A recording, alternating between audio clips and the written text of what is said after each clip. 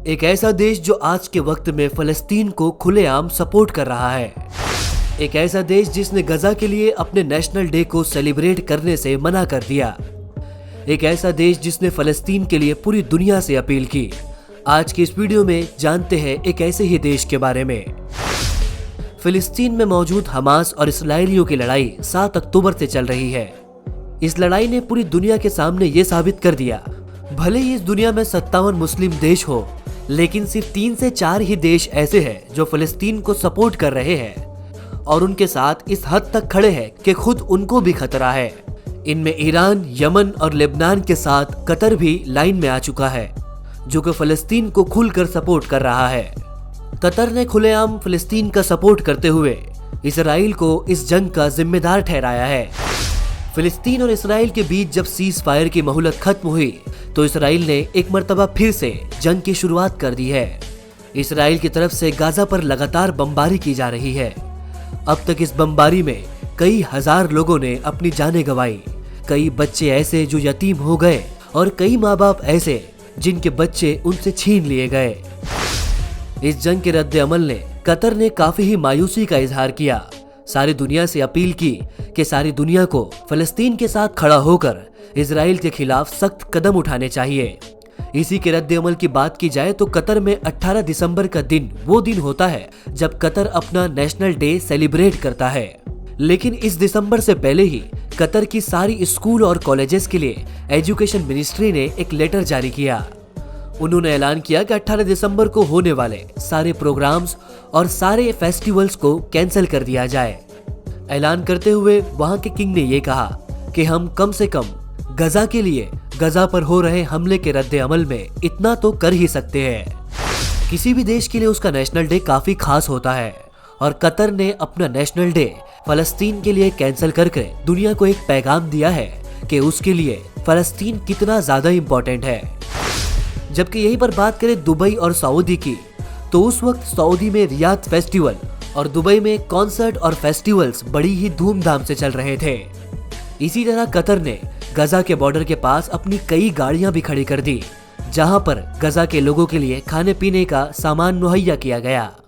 फलस्तीन के बेसहारा लोगों के लिए कतर मदद करने के लिए हमेशा ही आगे रहा है, चाहे वो मेडिकल एड हो या कपड़े पहुंचाना या खाने पहुंचाना। कतर का मुकाबला अगर सऊदी और दुबई से किया जाए तो कतर भी कुछ कम नहीं, जो आज के वक्त में बड़े बड़े इवेंट को होस्ट कर रहा है और दुनिया के सबसे अमीर देशों की लिस्ट में ऊपरी नंबर पर है।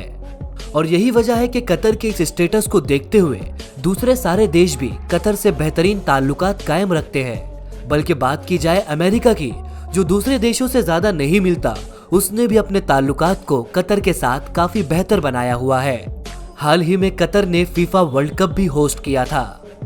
लेकिन इन सारे ताल्लुकात, सारी चीजों की परवाह ना करते हुए भी कतर आज भी फलस्तीन के साथ खड़ा हुआ है। कतर ने फलस्तीनियों की हिमायत के साथ ही साथ इसराइल पर गहरी चोट भी दागी है और इसी चोट को देखते हुए इसराइलियों की हिमायती अमेरिका ने कतर पर काफी प्रेशर बनाने की कोशिश भी की, लेकिन इसका कोई असर कतर पर नहीं हुआ। और कतर ही वो देश है जिसकी वजह से इसराइल और हमास के बीच 4 दिन का सीज फायर हुआ था और इसी बीच फलस्तीन ने इजरायलियों के कई बंधकों को भी वापस किया।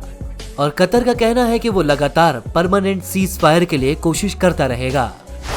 कतर का काफी ही मशहूर चैनल अल जजीरा है, जिस पर इसराइल की तरफ से हो रहे हमलों की खुलेआम मजम्मत की जाती है और इस चैनल पर वो सारी चीजें दिखाई जाती है जहां पर दुनिया भर में इसराइल के खिलाफ अलग अलग जगह पर प्रोटेस्ट हो रहे हैं। वही बात करें 2 मुस्लिम देश सऊदी अरब और दुबई की, तो इनके रिश्ते कतर के साथ इतने अच्छे नहीं रहे हैं।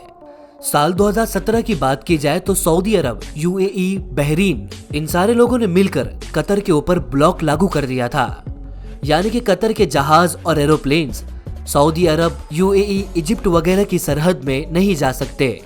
इन चारों देशों के फैसले ने कतर को और भी ज्यादा मजबूत बना दिया। कतर इन सारे फैसलों के सामने डट कर खड़ा रहा। कतर आज के वक्त मिलिट्री के हिसाब से काफी ज्यादा मजबूत है, जिसके पास बेहतरीन से बेहतरीन एयरक्राफ्ट, मिसाइल्स और तोप मौजूद है।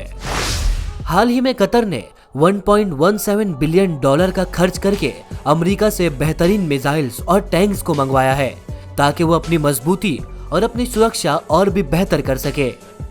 कतर ने अपने मिलिट्री पावर को मजबूत बनाने के लिए $1 मिलियन सिर्फ ड्रोन्स पर खर्चा किया है। इनमें ऐसे हाईटेक ड्रोन्स शामिल हैं जो कि कई हजार मीटर की ऊंचाई से अच्छी तरह से देखरेख कर सकते हैं। हाल ही में कहा जाता है कि कतर अपनी सबमरीन्स को इजराइल से भी ज्यादा मजबूत बना सकता है, जिसने साल 2020 में मिलकर इटली के साथ एक ट्रीटी साइन की थी, जहां पर वो हाई क्लास सबमरीन्स बना रहे हैं। जब इन 4 मुस्लिम देशों ने मिलकर कतर के खिलाफ इस तरह के पाबंदी लगाई, तो इस पाबंदी का फायदा ये हुआ कि कतर के दूसरे देशों से ताल्लुकात और भी ज्यादा अच्छे हो गए और कतर और मजबूत बन गया। हम अल्लाह ताला से दुआ करते हैं कि अल्लाह फलस्तीन के मुसलमानों की मदद फरमाए और उन्हें इस जंग में कामयाबी अता फरमाए, ताकि बैतुल मुकद्दस दोबारा से मुसलमानों के हाथ आ सके। उम्मीद करते हैं दीन की बात के नाजरीन को आज की ये वीडियो पसंद आई होगी। इस वीडियो को प्यार देते हुए एक लाइक जरूर करें और अब तक आपने चैनल को सब्सक्राइब नहीं किया तो चैनल को जरूर सब्सक्राइब करें। इस वीडियो को अपने दोस्तों और अपने फैमिली मेंबर्स तक जरूर भेजें ताकि उनकी दीनी मालूमात में भी इजाफा हो सके। इंशाल्लाह हम मुलाकात करेंगे हमारी आने वाली अगली वीडियो में। तब तक के लिए अल्लाह हाफिज।